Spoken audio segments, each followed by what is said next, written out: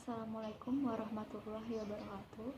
Perkenalkan, nama saya Mandauliatus Zahra dari Fakultas Ekonomi dan Bisnis, Program Studi Manajemen dengan NIM 28922500202, mata kuliah Aspek Hukum dalam Bisnis, dosen pengampu Bapak Muhammad Rosidi MM.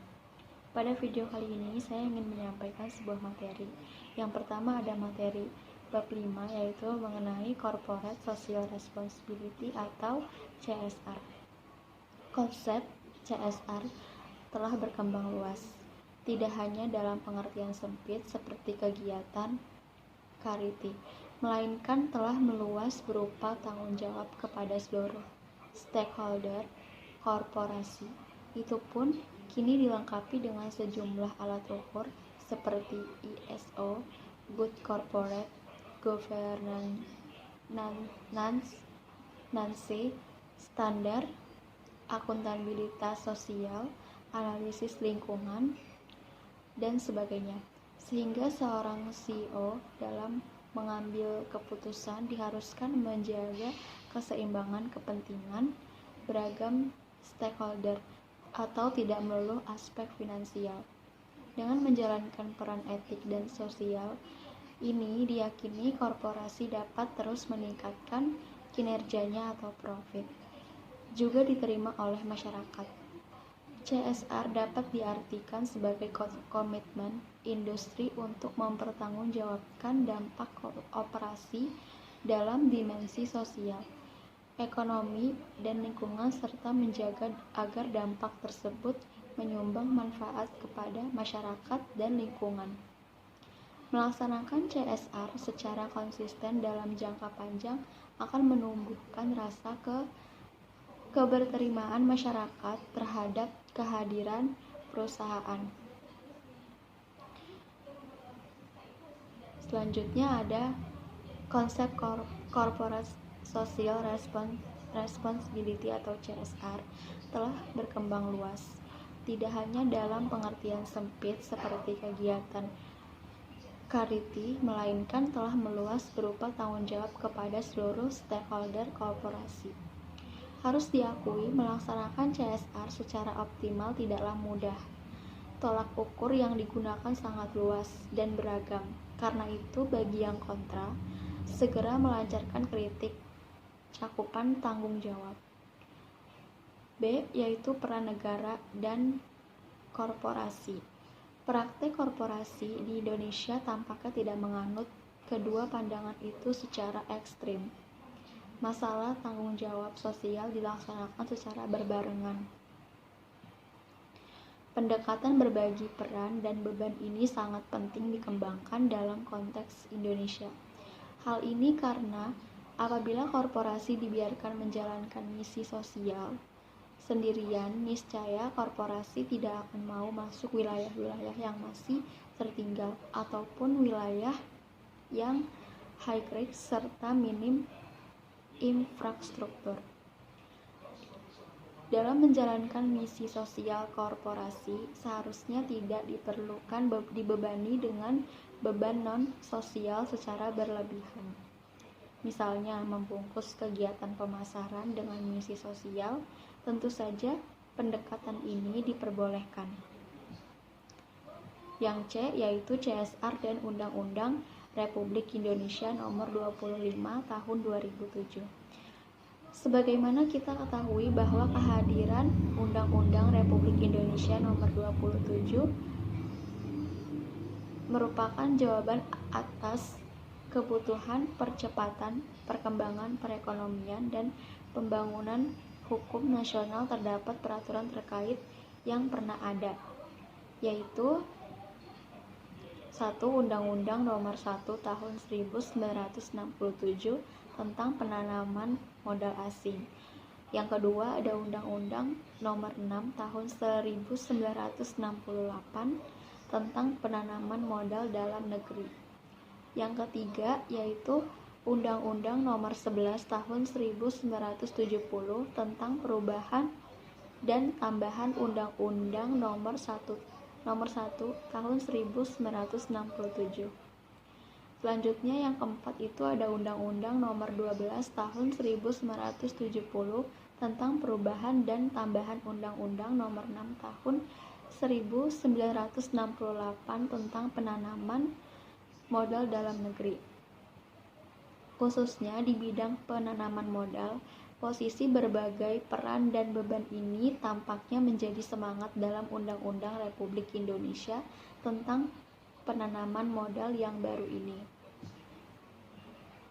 yaitu aspek lain dari tanggung jawab sosial yang ditekankan Undang-Undang Republik Indonesia adalah untuk menjaga kelestarian lingkungan hidup, yaitu pasal 15 HRFD menciptakan keselamatan, kesehatan, kenyamanan, dan kesejahteraan pekerjanya. Keselamatan dan kesejahteraan pekerja yaitu dari pasal 15 huruf E. Yang D yaitu CSR di Indonesia. Ikatan Akuntan Indonesia Kompartemen Akuntan Manajemen sejak tahun 2005 mengadakan Indonesia Sustainability Reporting Awards atau ISRA. Secara umum, ISRA bertujuan untuk mempromosikan voluntary reporting CSR kepada perusahaan di Indonesia dengan memberikan penghargaan kepada perusahaan yang membuat laporan terbaik mengenai aktivitas CSR. Selanjutnya, kategori penghargaan yang diberikan adalah Best Social and Environmental Report Awards.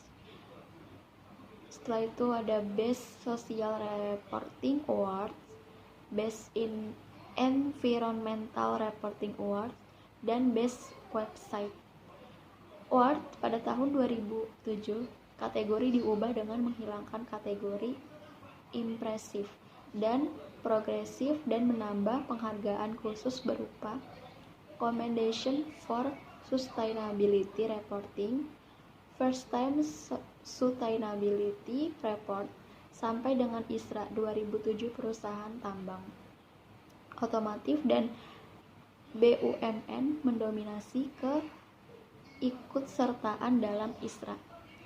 Dengan pengertian di atas, isu-isu tentang konsep CSR, pengembangan model CSR atau CSR model mengalami pergeseran dari perspektif shareholder ke perspektif stakeholder. Artinya kehadiran perusahaan harus dilihat dari mereka yang memiliki kepentingan terhadap perusahaan.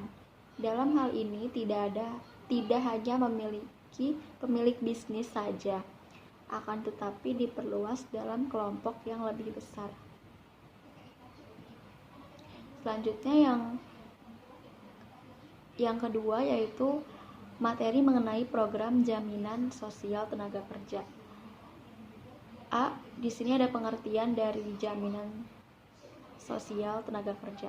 Jaminan sosial adalah program publik yang memberikan perlindungan dasar bagi pekerja guna menjaga harkat dan martabatnya dalam menghadapi resiko sosial ekonomi yang terjadi akibat kecelakaan kerja, hari tua, sakit, cacat, dan meninggal dunia.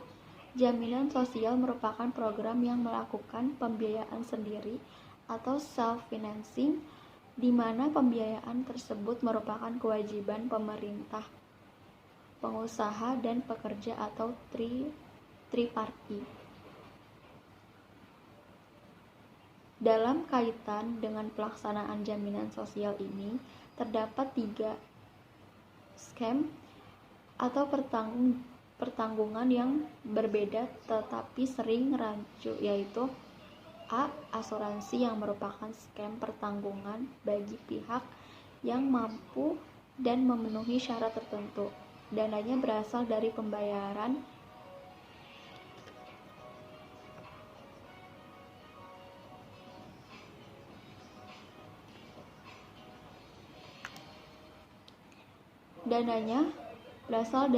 pembayaran premi oleh tertanggung. Yang B. Bantuan sosial, yaitu bantuan atau hibah bagi warga negara yang tidak mampu atau fakir miskin sumber dananya dari APBN atau bantuan luar negeri. Selanjutnya yang C, jaminan sosial berupa perlindungan dasar bagi pekerja yang dananya berasal dari iuran pengusaha dan pekerja.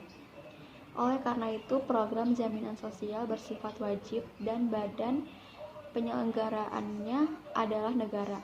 Jaminan sosial mempunyai peranan ganda, yaitu di samping memberikan perlindungan dasar bagi pekerja juga merupakan alat moneter atau fiskal pemerintah berupa pembentukan tabungan publik. Dengan kedua peranan di atas akan tercipta ketenagaan kerja pekerja dan merupakan sumber dana pembangunan nasional.